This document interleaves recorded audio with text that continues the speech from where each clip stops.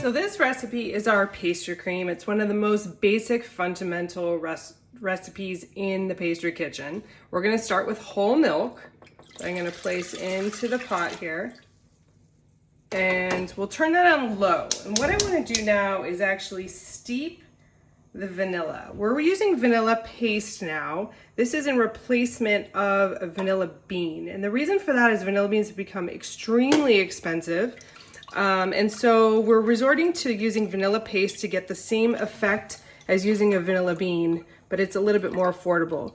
And it's basically the vanilla bean seeds that are suspended in like a sugar syrup. So you can use it pretty much the same way. So we just want to get that into the milk and go ahead and steep that. A good 10-15 minutes, really low, is perfect to introduce that flavor into there. In the meantime, while the milk is steeping with the vanilla, I want to set myself up for the rest of the recipe so it's ready to go. So we have our mise en place ready, and I have sugar here. This is actually just a vanilla sugar that I have going at home, but you can use granulated sugar or any sugar that you have right there. Then we have cornstarch, and the key to this recipe is making sure that your cornstarch and your sugar are mixed together first. And the reason for that is because if you add cornstarch directly into the hot liquid, which is going to be the milk, you're going to get clumps. And we don't want to have to strain this at the end. So I'm mixing this directly in with my sugar, and that will help prevent clumping. And now I'm going to add just a pinch of salt, and I actually add that into my milk mixture, and that will just enhance the flavor of our custard. And we have 2 eggs that have been cracked, and that's going to go directly into the sugar cornstarch mixture. So at the end of all this, I really just have what's steeping on the stove and pretty much like a paste mixture of our eggs, sugar, and cornstarch on the side. It's a super simple recipe, but if you don't follow the proper techniques, this is where problems can happen. So we really want to whisk this until it's smooth, okay? And then you can set this aside. Please don't ever just put your eggs inside of there on the sugar, because it will actually help burn the yolks, and we don't want there to be lumps in there as well. So this can be set aside for the 15 minutes, and then we'll come back and we'll add, I'll teach you the tempering method of adding the liquid to the egg mixture. All right, our milk mixture has been steeping and it's ready to go. We want to make sure we have our mise en place ready over here. So I have that mixture of the sugar, egg, and cornstarch in this bowl, which we're going to temper together. I also have ready my butter in cubes, so it's ready to add. And the last thing I need is an ice bath with another bowl to place the custard in as soon as it's finished. So I'll set that aside right now, and you just have that next to your station ready to go so that you don't overcook the custard. That's very important that you have all your mise en place ready. So what we're going to do now is add about 1/3 of the milk mixture to this mixture. And if you see that it's moving around like this, one of the things that you can do is just to take a kitchen towel next to your station and place it right here so that now it won't move around. So that's just a great little kitchen tip that you can utilize. So I'm going to literally with my hand, a lot of people like to ladle, but I don't like to get another utensil dirty.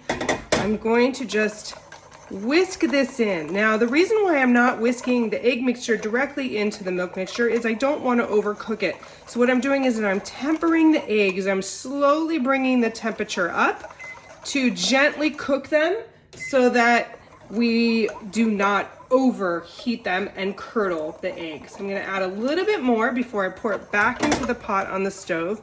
Make sure that your stove is on low temperature. If it's too high, it goes a little too fast and a lot of people can't keep up with it. So now what I'm going to do is pour this slow, steady stream while I am whisking into my milk mixture. This is extremely important that I'm not doing this, that I'm doing this. Also, make sure any little vanilla bean particles that might be at the bottom of this bowl, you get out. Now the goal here is not to incorporate a lot of foam like you might see here, so it's to stir it slowly. And if you feel more comfortable, oh, my flame went out, to adjust the heat so it's slightly higher once you get the hang of this practice, then you can do so. But in the beginning, if you haven't made this before, you really should start on low. It'll take more time, so be patient, but your result will be better. What will happen is at about 180 degrees, you'll see it start to simmer, and that's when the cornstarch will take effect. So the thickening power of between the eggs and the cornstarch is what's going to make this into a custard. And we're looking for the texture of like a really nice thick vanilla pudding. Do not add the butter too soon. If you add the butter too soon, you will get an inaccurate kind of account of how thick this is supposed to be. It will get runny because the butter will melt and it turns to liquid. So we do want to keep stirring this, and I'm just moving it around so that none of the egg mixture is getting caught in the corners of the pot. So if you happen to have a rounded pot, like rounded bottom, that works much better, but I do not. So I'm moving this around, and hopefully visually in just a minute, this really only takes a minute or so, you will start to see it thicken. You can feel it more than you can see it right now, but I can definitely feel my mixture thickening. And I'm moving it around the whole time, really making sure that it gets in the grooves. So I'm not going to leave you here. I'm going to just continue with you so you can see the whole process.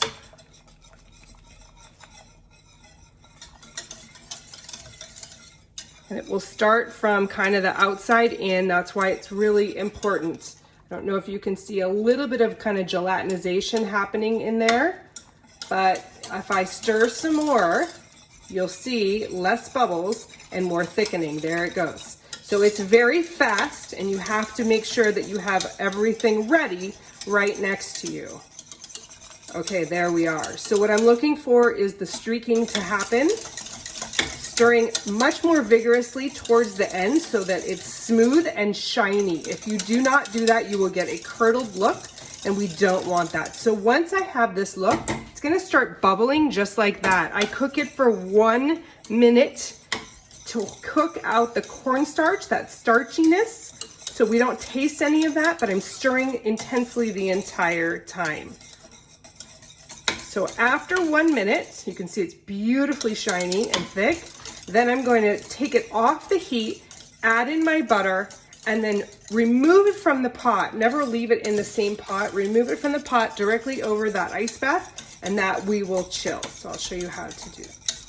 Okay, so we cooked it for a minute. I'm removing it from the heat.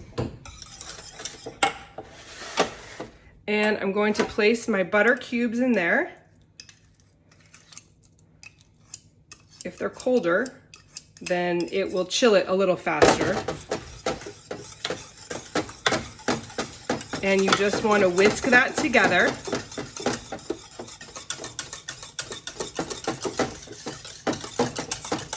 And you can do this directly on the stove. Just whisk this together. And the very last step now is to place it over the bowl here.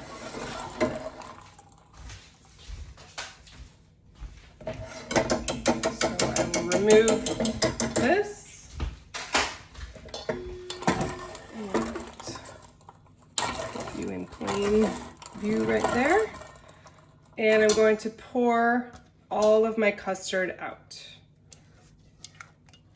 It should be very clean on the bottom of the pan.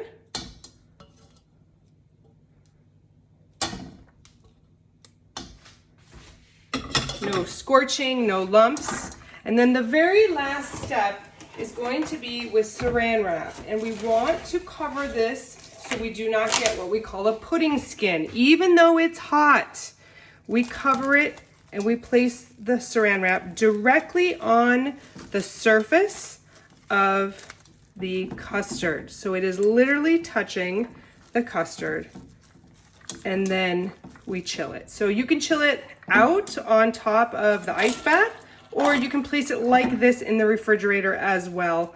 And then I will come back and show you what you can do with the pastry cream.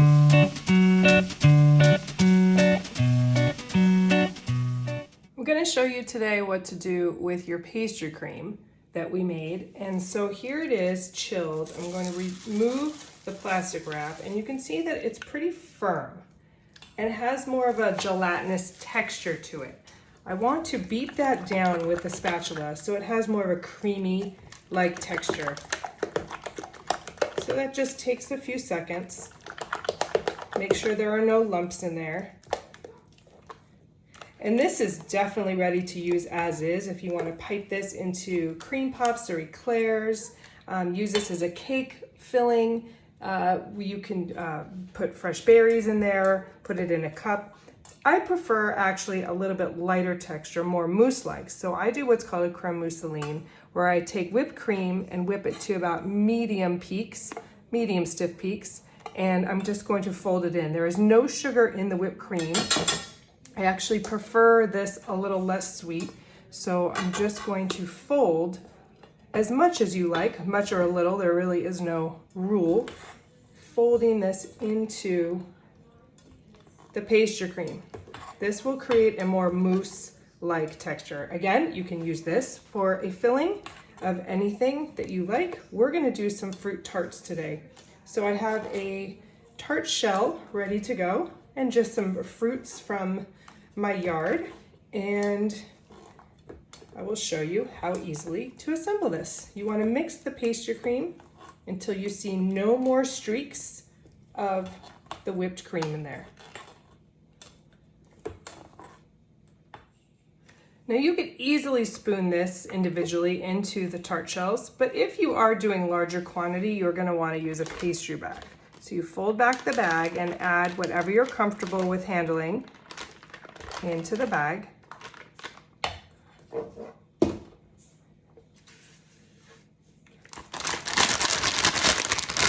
Squeeze down all of the product and twist.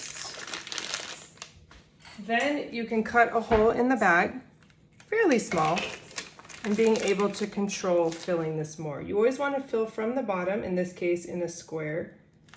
Do not overfill, because once you put the fruits on top, then it will tend to push the custard out too much. So leave a little bit of space for the fruits, and this is just a much faster, easier way to fill a quantity of tart shells. So we're going to place the fruits on top, and I want to arrange them all the same, utilizing some of these fruits as giving it a little bit more height and overlapping the other ones. These are our red fruits, red and orange, more fall-like. And I'm going to put some pomegranate seeds. The idea is to pretty much cover up as much of the custard as you can to make the tarts feel like it is extremely full.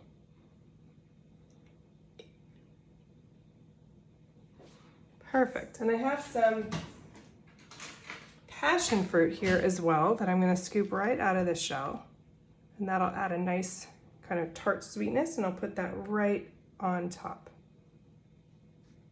Now you could very well glaze these tarts. Some of these fruits don't need glaze, and if you're serving it right away, it's definitely acceptable to serve it as it is. But if you are storing these for long term, you would want to use a clear glaze to help protect the fruits that are cut from drying out. And that is our fruit tart.